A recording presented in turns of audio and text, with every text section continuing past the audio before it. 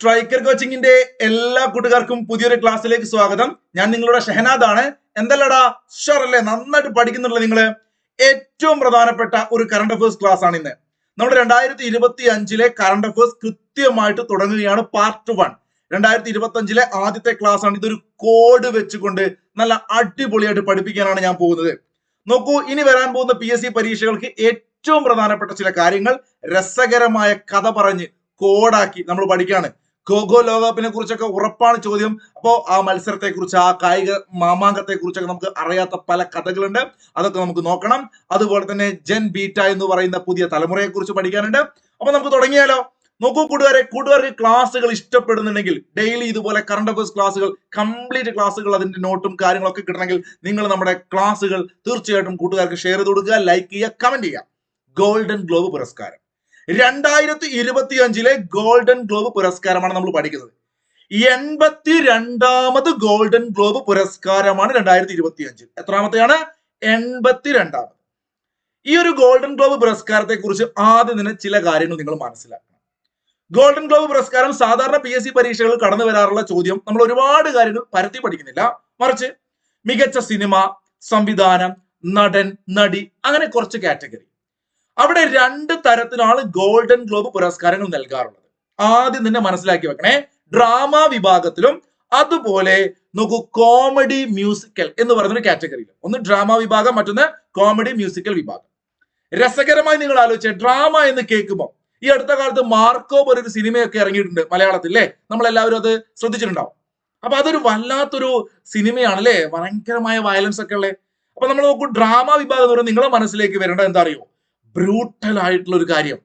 ഈ പ്രാവശ്യം 2025 ഡ്രാമ വിഭാഗം ഗോൾഡൻ ഗ്ലോബ് പുരസ്കാരം കിട്ടിയ സിനിമ പഠിച്ചോളുക, ദി ബ്രൂട്ടലിസ്റ്റ്. The brutalist. അതിന്റെ സംവിധായകൻ ആരാന്നറിയോ? അദ്ദേഹത്തിന് തന്നെയാണ് ഡ്രാമ വിഭാഗത്തിൽ ഡയറക്ഷന് അവാർഡ് കിട്ടിയത്. അദ്ദേഹം ഒരു ബ്രാഡിയാണെന്ന് വിളിക്കുക, ബ്രാഡി കോർബറ്റ്. നമ്മുടെ നാട്ടിലെ ബ്രാൻഡി ഒക്കെ കുടിക്കാന്ന് പറയാറില്ലടാ, മദ്യം. അപ്പൊ ബ്രാൻഡി ഒക്കെ കുടിച്ചാൽ വളരെ ബ്രൂട്ടൽ ആയിട്ട് മാറും. അപ്പൊ ഗോൾഡൻ ഗ്ലോബ് എന്ന് കേൾക്കുമ്പം, ഡ്രാമ എന്ന് കേൾക്കുമ്പം ബ്രാൻഡി കുടിക്കുന്നു, ബ്രൂട്ടൽ ആവുന്നു. കിട്ടിയോ? ഇതിന്റെ ഏറ്റവും വലിയ രസം എന്താണ്? നീതാ ഈ ചേട്ടായി ആണ് കേട്ടോ നമ്മളിപ്പം പറഞ്ഞ ബ്രാൻഡി എന്ന് കേൾക്കുമ്പോഴാ പേടിയാവുന്നുണ്ടോടാ? ഉണ്ടോ? അപ്പൊ ബ്രാഡി കോർബറ്റ് ആണ് ദി ബ്രൂട്ടലിസ്റ്റ് എന്ന് പറയുന്ന സിനിമയുടെ സംവിധായകൻ. ഒരു മാർക്ക് ആരും മറക്കില്ല. ഈ ക്ലാസ് കാണുന്ന നമ്മുടെ പിള്ളേർ മറക്കില്ല. ദി ബ്രൂട്ടലിസ്റ്റ്, ബ്രാഡി കുടിച്ച് ബ്രൂട്ടൽ ആവുന്നു ഡ്രാമ.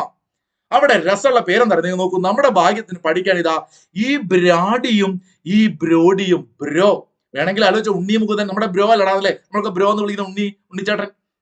അപ്പൊ അതുപോലെ ഈ സിനിമയിൽ അഭിനയിച്ച നടനെ ബ്രാൻഡി കുടിച്ച ബ്രൂട്ടൽ ആയത് സംവിധായകനാണെങ്കിൽ നടന്റെ പേര് ബ്രോഡിയാണ്. എന്ത് രസാ പഠിക്കാൻ, ബ്രോ. അത് ബ്രാഡി, ഇത് ബ്രോഡി. ആഹാ, ആ പ്രാസപ്പിച്ച് പറഞ്ഞു നോക്കിയേ. നടന്റെ പേര് ആഡ്രിയാൻ ബ്രോഡി. Adrian Brody. ഒരു മാർക്ക് സെറ്റാണ് മക്കളെ. അത് ദ ബ്രൂട്ടലിസ്റ്റ് എന്ന് പറയുന്ന സിനിമയിൽ തന്നെയാണ് ദ ബ്രൂട്ടലിസ്റ്റ്. അപ്പൊ ഡ്രാമ വിഭാഗം സെറ്റായി. ബ്രാഡി കോർബറ്റ് സംവിധാനം, ബ്രോഡി, ആഡ്രിയാൻ ബ്രോഡി നടനാണ്. ക്ലിയർ ആണോടാ? അവിടെയാണ് ഞാൻ ചെറിയൊരു കഥ പറയട്ടെ നിങ്ങളോട്. ഞാനൊരു കഥ ചൊല്ലട്ടുമാ. വലിയ സുഖമൊന്നുമില്ല, എന്നാലും നമ്മള് ഈ പറയുന്ന വേണമെങ്കിൽ ചിലപ്പം ചിലർക്കെങ്കിലും ഇത് ഉപകാരപ്പെട്ടാലോ, അതുകൊണ്ട് പറയാം കേട്ടോ. ടെലഗ്രാമിൽ നമ്മളിത് നല്ല രസമായിട്ട് രാവിലെ 5:30 ഓഡിയോ ക്ലാസ് ഉണ്ടല്ലോ, അവിടെ ഇതൊരു മണിക്കൂർ എടുത്ത് പഠിപ്പിച്ചിട്ടുണ്ട്. എല്ലാവരും അത് സെറ്റാണ്. പക്ഷെ യൂട്യൂബിൽ ഇത് പ്രാക്ടിക്കൽ അല്ല, കഥ പറയില്ല. എന്നാലും ഞാൻ പറയാൻ ശ്രമിക്കാവേ.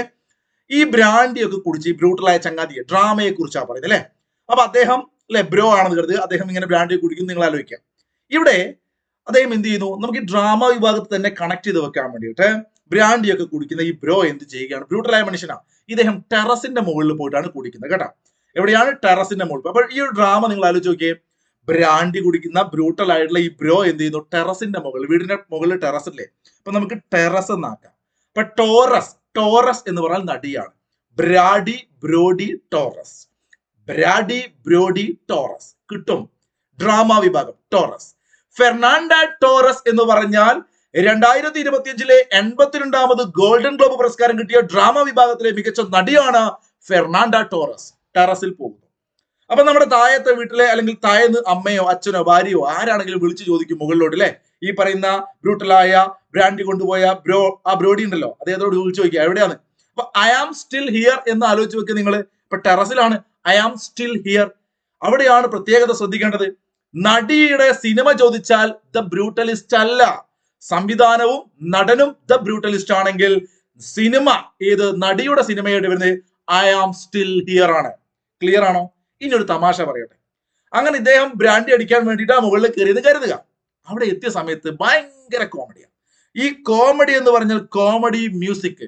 അതിനു മുമ്പായിട്ട് ആ മ്യൂസിക് എന്താണെന്ന് വെച്ചാല് നോക്കൂ, ഡ്രാമ എന്ന് കേൾക്കുമ്പോൾ നിങ്ങൾ ബ്രൂട്ടൽ ആലോചിച്ചല്ലേ. ഇനി കോമഡി എന്ന് പറഞ്ഞാൽ ഒരു എലി ഉണ്ടായിരുന്നു ആ ടെറസിൽ. ആ എലി പ്രസവിച്ചു. എന്താണ് ഇങ്ങനെയൊക്കെ നിങ്ങൾ ആലോചിച്ചു കഴിഞ്ഞാൽ ജന്മം പോയാൽ മറക്കൂല മക്കൾ. അതുകൊണ്ട് പറയാട്ടോ, എലി പ്രസവിച്ചപ്പോ തന്നെ ഭയങ്കര കോമഡി. ഇത് കണ്ടിയാൽ ചിരിക്കുക. കാരണം പ്രത്യേക ഒരു മ്യൂസിക്കിലാ. യൂട്യൂബിൽ ഇങ്ങനെ ഒരു മ്യൂസിക് ഒക്കെ എത്രത്തോളം നിങ്ങൾ കേൾക്കുന്നത്, നിങ്ങൾ ഇതിനെ വിമർശിക്കുന്ന പോലും എനിക്ക് അറിയില്ല. കാരണം ഞാൻ ഇങ്ങനെയൊക്കെ ഇത് ഞാൻ പഠിക്കുന്നു, അപ്പൊ രസമാണിത്, അതുകൊണ്ടാണ്. അപ്പൊ എലി ഉണ്ടാകുന്ന സൗണ്ട് അല്ല ഇത്. ഇത് നിങ്ങളൊന്ന് ചിരിപ്പിക്കാൻ വേണ്ടി ഉണ്ടാക്കിയ സൗണ്ടാണ്. അപ്പൊ ഒരു എലി പ്രസരിക്കുന്നു എന്ന് കരുതുക, അപ്പൊ ഒരു സൗണ്ട് ഉണ്ടാവുന്നു. ആ ഓഡിയോ കേട്ടപ്പോ ഭയങ്കര ചിരിയ മ്യൂസിക്. നോക്കൂ, 82ാമത് ഗോൾഡൻ ഗ്ലോബ് പുരസ്കാരത്തിലെ മികച്ച മ്യൂസിക്കൽ കോമഡി മൂവി ഏതാണെന്ന് ചോദിച്ചാൽ എമിലിയ പെരസ്. എലി ആണ് അല്ലെ, എലി പെരസ്. ടെറസ് എന്നോ എലി ടെറസിലുണ്ടെന്നോ എലി പ്രസവിച്ചു എന്നോ. സിനിമയുടെ സംവിധാനം ജാക്വാസ്. എന്താണ്? ജാക്വാസ് ഔഡിയാഡ്. നല്ല ഓഡിയോ ആണ്. എലി പ്രസവിക്കുന്ന സൗണ്ട് നല്ല ഓഡിയോയിൽ കേട്ടു. അപ്പൊ ചിരിയോട് ചിരിയാണ്. എലി പ്രസവിക്കുന്ന സൗണ്ട് കേട്ടപ്പോ നല്ല ഓഡിയോ കേട്ടപ്പം ചിരിയോട് ചിരിയാണ്. ചിരിച്ചോ, വേണമെങ്കിൽ ചിരിച്ചോ, ഒരു മാർക്ക് കിട്ടിയാൽ മതി. അപ്പൊ അങ്ങനെ ഇരിക്കുന്ന സിനിമ കിട്ടി. ബ്രൂട്ടലിസ്റ്റ് ഏതാണ്? ഡ്രാമ വിഭാഗം. ഇനി നോക്കൂ, അവിടെ നടനും നടിയുമാരാണ്. ഈ പറയുന്ന മ്യൂസിക്കൽ കോമഡി വിഭാഗത്തിൽ നടൻ. നല്ല രസം പഠിക്കാൻ. അവിടെ ടെറസിലെത്തിയ സമയത്ത് അവിടെ ഒരു സ്റ്റാൻഡ് ഉണ്ട്. ഒരു മനുഷ്യൻ, ഒരു ആൺകുട്ടി അല്ലെ. അപ്പൊ പുരുഷൻ അല്ലെങ്കിൽ ഈ പറയുന്ന നടൻ ആരാണ്? സ്റ്റാൻഡിൽ നിൽക്കുന്നു. അദ്ദേഹത്തിന്റെ സിനിമ ഒരു ഡിഫറന്റ് ആയിട്ട് ഇങ്ങനെ സ്റ്റാൻഡിൽ വെപ്പിച്ചിട്ടുണ്ട്. നമ്മള് കോലം വെക്കാറില്ലേടാ. അപ്പൊ ടെറസിൽ പോയി ബ്രാൻഡിയും കൊണ്ട് ബ്രോഡി എന്ത് ചെയ്യുന്നു? ഈ പറയുന്ന ടോറസ് ആണ്. ടെറസിൽ പോയ സമയത്ത് അവിടെ ഭയങ്കര കോമഡിയാണ്. എലി പ്രസവിക്കുന്നല്ലേ, ആ ഒരു ഓഡിയോ ഒക്കെ കേട്ടു. അപ്പൊ നമ്മളെ മനസ്സിലതൊക്കെ ഉണ്ട്. എലി പ്രസവിക്കുന്ന ഓഡിയോ കേട്ടു. അപ്പൊ അവിടെ സ്റ്റാൻഡിൽ എന്ത് നിൽക്കുന്നുണ്ട്? സ്റ്റാൻഡില് അവിടെ ഒരു ഡിഫറന്റ് ആയിട്ടുള്ള ഒരു മാൻ ഇങ്ങനെ നിൽക്കുക, കൈയൊക്കെ വെച്ചിട്ടില്ലേ.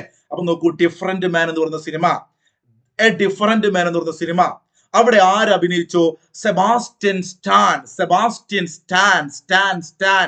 അപ്പൊ അവിടെ കിട്ടണം കോമഡി മ്യൂസിക്കൽ വിഭാഗത്തിലെ മികച്ച നടൻ ആരാണ് കുഞ്ഞുങ്ങളെ?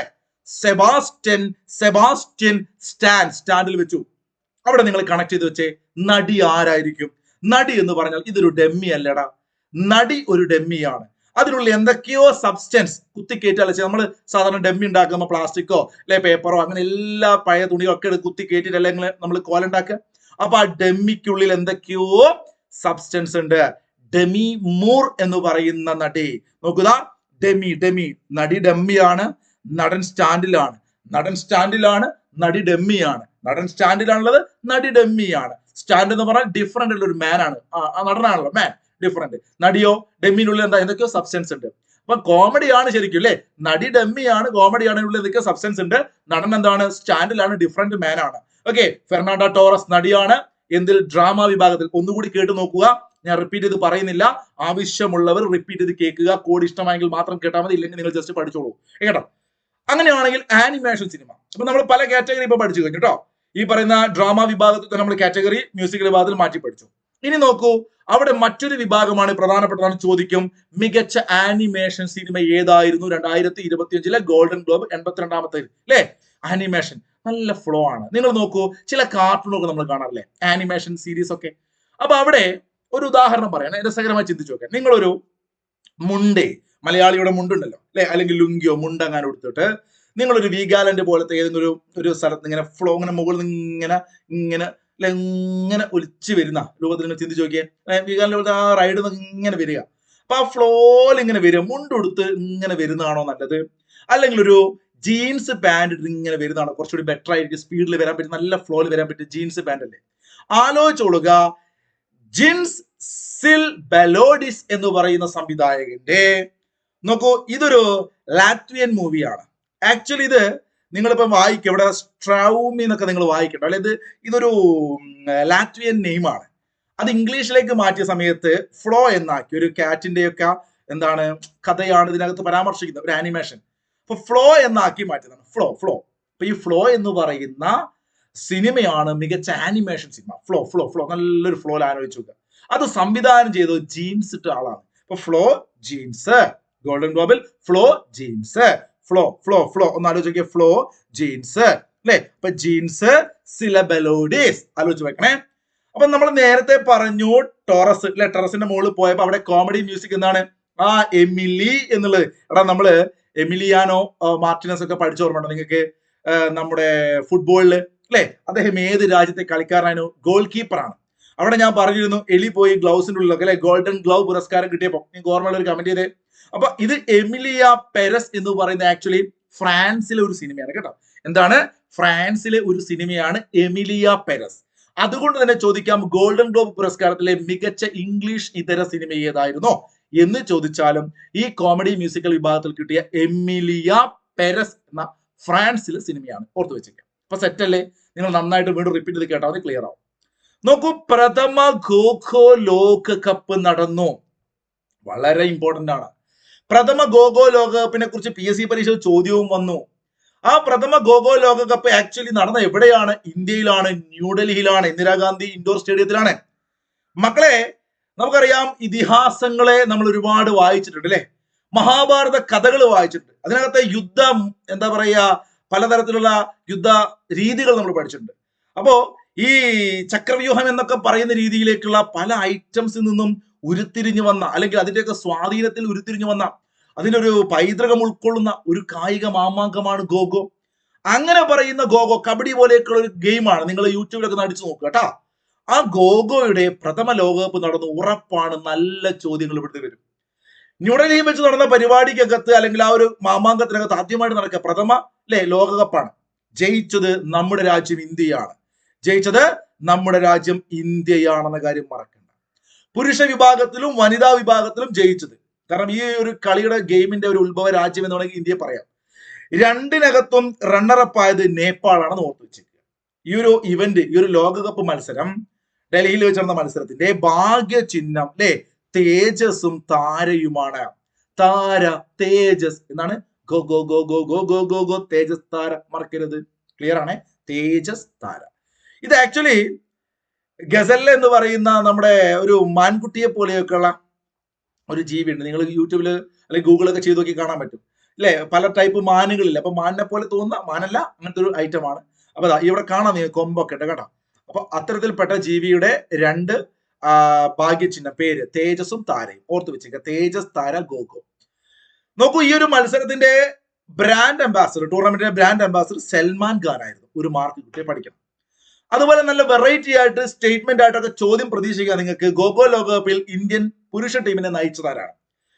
പ്രതീക് വൈക്കർ ആണ്. ഇദ്ദേഹം മഹാരാഷ്ട്രയിൽ പൂനെ സ്വദേശിയാണ്. മഹാരാഷ്ട്രക്കാരനായ പ്രതീക്. അപ്പൊ തൽക്കാലം നിങ്ങൾ മുഴുവൻ പേര്, ആ വൈക്കർ എന്നുള്ള പേര് കിട്ടിയില്ലെങ്കിലും നോക്കൂ, go go go go go go എന്ന് കേൾക്കുമ്പോൾ പ്രതീകം അല്ലെ.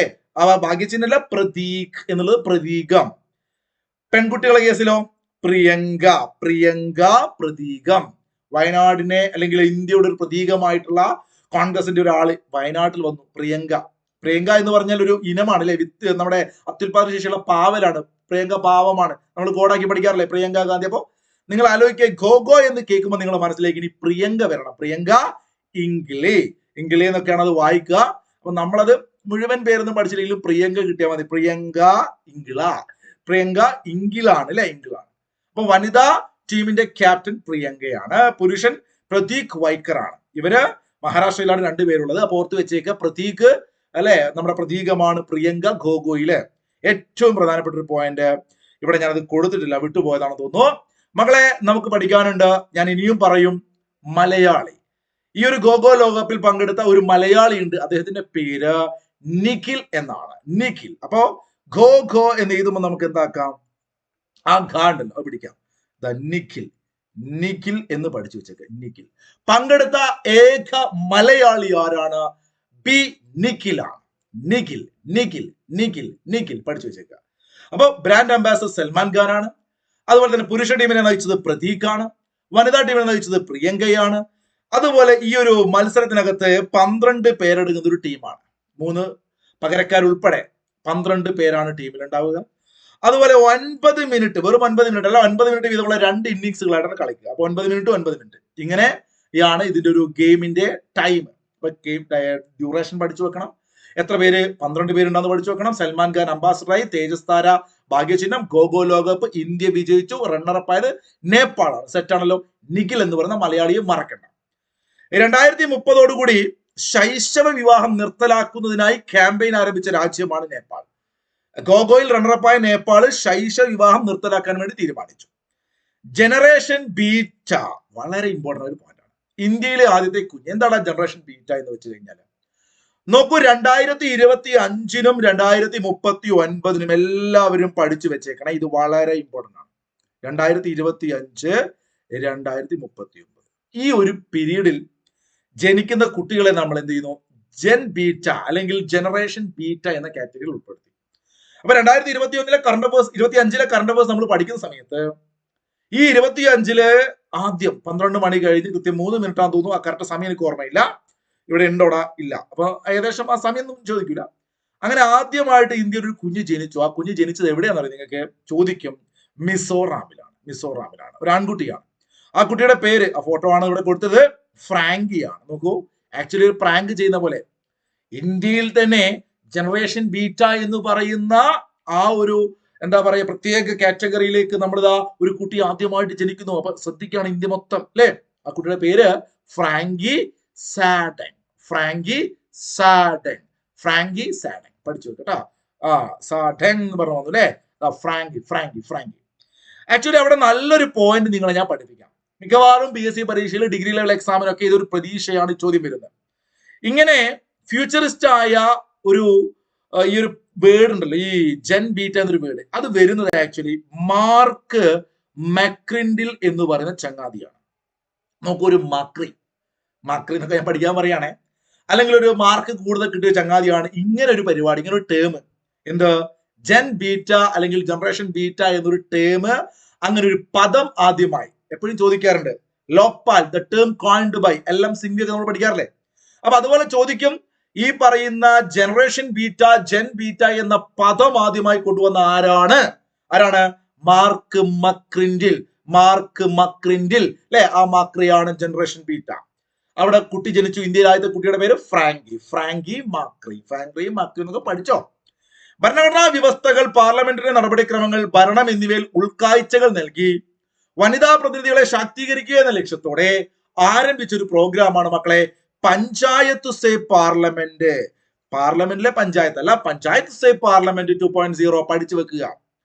പ്രത്യേകിച്ച് പട്ടികവർഗ അല്ലെങ്കിൽ ഗോത്ര ജനതയുമായി ബന്ധപ്പെട്ടുകൊണ്ട് അവിടുത്തെ വനിതകളെയൊക്കെ ഉയർത്തിക്കൊണ്ടുവരിക, ഭരണഘടനാപരമായി പാർലമെന്ററി നടപടിക്രമങ്ങൾ, ഭരണം എന്നിവയിലൊക്കെ ഇവരെ ഉൾപ്പെടുത്താൻ വേണ്ടിയുള്ള ഒരു ബൃഹത്തായ പദ്ധതി. ഭാവിയിലെ ഇന്ത്യയിൽ വലിയ രൂപത്തിൽ വനിതകൾക്ക് അല്ലെ നമ്മൾ എന്ത് ചെയ്യുന്നു? സംവരണമൊക്കെ ഏർപ്പെടുത്തിയല്ലോ. അപ്പൊ അതിന്റെയൊക്കെ ഭാഗമായിട്ട് 500-ലധികം വനിതാ പ്രതിനിധികളെ പങ്കെടുപ്പിച്ചുകൊണ്ട് ഈ ഒരു പരിപാടി സംഘടിപ്പിച്ചു. ഇതിന്റെ പ്രത്യേകതകൾ ശ്രദ്ധിക്കണം. സ്റ്റേറ്റ്മെന്റ് ചോദ്യത്തിൽ വരും.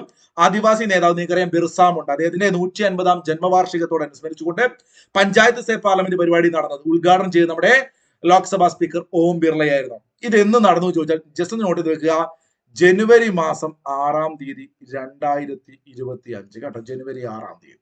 Okay, panchayat say parliament. നോക്കൂ മക്കളെ, 5ാമത്തെ JC ഡാനിയൽ ഫൗണ്ടേഷൻ ചലച്ചിത്ര അവാർഡ് സംസ്ഥാന സർക്കാർ നൽകുന്ന സിനിമാ മേഖലയിലെ പരമോന്നത പുരസ്കാരമാണ് JC ഡാനിയൽ പുരസ്കാരം. നിങ്ങൾക്കറിയാം, ദാദാസാഹിബ് ഫാൽക്കെ അവാർഡ് പോലെയൊക്കെ. അതും ഇതും തമ്മിൽ ഒരു ബന്ധവുമില്ലാന്ന് പഠിച്ചു വെക്കണം. ചില കൂട്ടുകാർക്ക് ഇത് അറിയത്തില്ല. ഇത് JC ഡാനിയൽ ഫൗണ്ടേഷൻ എന്ന് പറയുന്നവര് കൊടുക്കുന്ന ഒരു പുരസ്കാരമാണ്. അത്രയ്ക്ക് പ്രധാനപ്പെട്ട പുരസ്കാരമല്ല, എന്നാലും നിങ്ങൾ നോട്ട് ചെയ്ത് വെച്ചേക്കുക. 2025-ലെ ലേറ്റസ്റ്റ് ആയിട്ട് ഇത് 5ാമത്തെ എന്ന് പറയാം. കഴിഞ്ഞ പ്രാവശ്യം കുഞ്ചാക്കോ ബോബനൊക്കെ നമ്മൾ പഠിച്ചിരുന്നു. അപ്പൊ 5ാമത്തെ JC ഡാനിയൽ പുരസ്കാരം കിട്ടിയത് 2018 എന്ന് പറയുന്ന സിനിമയ്ക്കാണ്. സിനിമ 2018 JC ഡാനിയൽ പുരസ്കാരം കിട്ടിയ സിനിമ. JC ഡാനിയൽ ഫൗണ്ടേഷൻ അവാർഡാണ്. ഞാൻ വീണ്ടും പറയുന്നു, കേരള സർക്കാർ നൽകുന്ന JC ഡാനിയൽ അവാർഡ് അല്ല. ഓക്കെ, അപ്പൊ എല്ലാ കൂട്ടുകാരും ഒന്ന് കമന്റ് ചെയ്തേ. ഇനിയുള്ള പരീക്ഷയ്ക്ക് ഉറപ്പായും ചോദിക്കുന്ന ഒരു ചോദ്യമുണ്ട്. ഏറ്റവും അവസാനമായി എത്രാമത്തെ JC ഡാനിയൽ, അതും നിങ്ങൾ കമന്റ് ചെയ്യണം. എത്രാമത്തെ JC ഡാനിയൽ അവാർഡാണ് പ്രഖ്യാപിച്ചത്? TV ചന്ദ്രൻ അല്ല. ഇനി അത് കമന്റ് ചെയ്യാൻ വരണ്ട. അപ്പൊ ആ ലേറ്റസ്റ്റ് കിട്ടിയ ആളുടെ പേര് നിങ്ങൾ കമന്റ് ചെയ്യുക. നമ്മുടെ ടെലഗ്രാമിലൊക്കെ ഒരു 100 പ്രാവശ്യം ഞാൻ പറഞ്ഞിട്ടുണ്ട്. എല്ലാവരും ഒന്ന് കമന്റ് ചെയ്യുക. അപ്പൊ JC ഡാനിയൽ ഫൗണ്ടേഷൻ ചലച്ചിത്ര പുരസ്കാരം മികച്ച സിനിമ 2018, അതിന്റെ സംവിധായകൻ ജൂഡ് ആന്റണി. മികച്ച സംവിധാനം നോക്കൂ, ആ 2018 സംവിധാനം അല്ല കേട്ടോ കിട്ടിയത്, അഖിൽ സത്യനാണ് അല്ലെ. അഖിൽ സത്യൻ, നിങ്ങൾക്ക് കാണാൻ വേണ്ടി സാധിക്കും. അഖിൽ സത്യൻ, ഇദ്ദേഹം ആരുടെ മകനാണെന്നൊക്കെ നിങ്ങൾക്ക് അറിയാലോ. അപ്പൊ ഇദ്ദേഹത്തിന്റെ സിനിമയാണ് പാച്ചുവും അത്ഭുത വിളക്കും, ഈ പറയുന്ന നമ്മുടെ ഫഹദ് ഫാസിലിന്റെ. അപ്പൊ അഖിൽ സത്യൻ സംവിധായകൻ, സിനിമ 2018. നടൻ ചോദിച്ചാൽ ടൊവിനോ തോമസ് അല്ലെ. ഒക്കെ ഒരു ബന്ധമുണ്ടോ? ടൊവിനോക്ക് ബന്ധമുണ്ട്, കാരണം 2018 2018 സിനിമയിലെ ടൊവിനോ തോമസ്. നടിക്കും ബന്ധമുണ്ട്, കാരണം പാച്ചുവും അത്ഭുത വിളക്കുന്ന സിനിമയിൽ അഭിനയിച്ച അഞ്ജന പ്രകാശ്. അപ്പൊ അഞ്ജനയും ടൊവിനോയും അഖിലും 2018 പഠിച്ചു വെച്ചിരിക്കുക. JC ഡാനിയൽ ഫൗണ്ടേഷൻ ചലച്ചിത്ര അവാർഡ് മികച്ച സിനിമ 2018, സംവിധാനം അഖിൽ സത്യൻ, നടൻ ടൊവിനോ തോമസ്, നടി അഞ്ജന പ്രകാശ്. ചന്ദൂബി ഫെസ്റ്റിവൽ ആഘോഷിക്കുന്ന സംസ്ഥാനം ഏതാണ്? ആസാം. ചന്ദമാമ അല്ലേ, ഇപ്പൊ നല്ല ചന്തം, Assam. 2025 US presidential medal of freedom ബഹുമതി ലഭിച്ച ഫുട്ബോൾ താരമാണ് മക്കളെ ലയണൽ മെസ്സി. പഠിച്ചോളുക, അമേരിക്കയിലെ പ്രസിഡൻഷ്യൽ മെഡൽ ഓഫ് ഫ്രീഡം ബഹുമതി ലഭിച്ച താരമാണ് ലയണൽ മെസ്സി. ദേശീയ സരസ് മേളയുടെ ആതിഥേയത്വം വഹിക്കുന്ന സംസ്ഥാനം ചോദിച്ചാൽ കേരളമാണ്. 2025 പ്രധാനപ്പെട്ട ഒരു പരിപാടി ടൊവിനോ തോമസ് ഒക്കെ വന്ന് നിങ്ങൾ കണ്ടിട്ടുണ്ടാവില്ലേ, പല വിശിഷ്ടാതിഥികളും ഉണ്ടായിരുന്നു. ആലപ്പുഴ ജില്ലയിലെ ചെങ്ങന്നൂരായിരുന്നു കുടുംബശ്രീയുടെ ദേശീയ സരസ് മേള നടന്നത്. അപ്പൊ ചങ്ങാതിമാരെ, നിങ്ങൾ എല്ലാവരും ഒന്ന് കമന്റ് ചെയ്ത് എത്രാമത്തെ, കാരണം 2 കൊല്ലം മുമ്പ് ഇപ്പോ PSC ചോദിച്ചു, 2 കൊല്ലമായിട്ട് PSC ഈ ക്വസ്റ്റ്യൻ ചോദിച്ചിട്ടുണ്ട്. എത്രാമത്തെ? 9ാമത്താണോ, 10ാമത്താണോ, 11ാമത്താണോ? നിങ്ങൾ കമന്റ് ചെയ്യുക, എത്രാമത്തെ സരസ് മേളയാണ് അത് കമന്റ് ചെയ്യുക. നിങ്ങളുടെ അഭിപ്രായം പറയുക, കൂട്ടുകാർക്ക് ഷെയർ കൊടുക്കുക. പാർട്ട് ഇതിന്റെ അടുത്ത ഘട്ടം ക്ലാസ് ഉടൻ അപ്ലോഡ് ചെയ്യും. നമുക്ക് വീണ്ടും കാണാം. അതുവരെ ഗുഡ് ബൈ, താങ്ക് യു.